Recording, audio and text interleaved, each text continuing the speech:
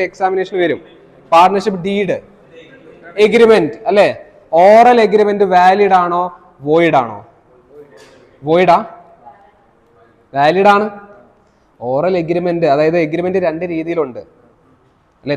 നിങ്ങൾ രണ്ടുപേരും ഒരു ഫേം സ്റ്റാർട്ട് ചെയ്യാണ്, പറഞ്ഞുറപ്പിച്ച്, നിങ്ങൾ സുഹൃത്തുക്കളാണ്, അപ്പൊ നിങ്ങൾ പറഞ്ഞുറപ്പിച്ച് തുടങ്ങുകയാണ്, അതും എന്താണ്, വാലിഡ് തന്നെയാണ്, അത് തുടങ്ങാം, ഒരു പ്രശ്നമില്ല. പക്ഷേ ഭാവിയിൽ അതിൽ ഡിസ്പ്യൂട്ട്സോ കോൺഫ്ലിക്റ്റോ, പ്രോഫിറ്റിന്റെ കേസ്, പൈസന്റെ കാര്യം വരുമ്പോൾ അല്ലെ ബന്ധുക്കൾ ശത്രുക്കളാവുമല്ലോ, അപ്പോൾ അവിടെ ഒരു പ്രശ്നം, അത് പിന്നെ നിങ്ങൾ കേസോ കാര്യങ്ങളൊക്കെ ആയിട്ട് നിങ്ങൾക്ക് പോകാൻ പറ്റില്ല. കാരണം കോടതിക്ക് വേണ്ടത് തെളിവാണ്. അപ്പൊ തെളിവ് എവിടെ വരുള്ളൂ? It should be in written അല്ലെ, റിട്ടൺ ഫോർമാറ്റിലാണെങ്കിൽ മാത്രമേ അത് എടുക്കുള്ളൂ അല്ലേ, തെളിവ് വേണം. അപ്പോൾ റിട്ടൺ ഡോക്യുമെന്റിന് മാത്രമേ നമ്മൾ എന്ത് വിളിക്കുള്ളൂ? പാർട്ണർഷിപ്പ് ഡീഡ് എന്ന് വിളിക്കുള്ളൂ. ഓറൽ എഗ്രിമെന്റ് നമ്മൾ ഡീഡ് എന്ന് പറയും, കാരണം അത് ഒന്നും ഇല്ല, ഡോക്യുമെന്റ് ഇല്ലല്ലോ. അപ്പൊ നിങ്ങൾ ആൻസർ ചെയ്തുമ്പോൾ oral and written agreement is called deed എന്ന് പറഞ്ഞ് എഴുതി വെക്കല്ലേ.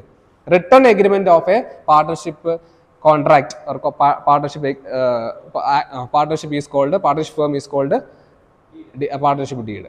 ഇനി അതിന്റെ കുറെ കണ്ടന്റുകളുണ്ട്, അത് കൂടെ ചോദിക്കുന്ന ക്വസ്റ്റ്യൻസ് ആണ്. അതിലൊരു 10-12ഓളം കണ്ടന്റുകൾ, ഒരു 4-5 പഠിച്ചു വെക്കുക. എല്ലാം ഒന്നും പഠിക്കണ്ട, ഒരു 4-5 കണ്ടന്റുകൾ പഠിച്ചു വെക്കുക.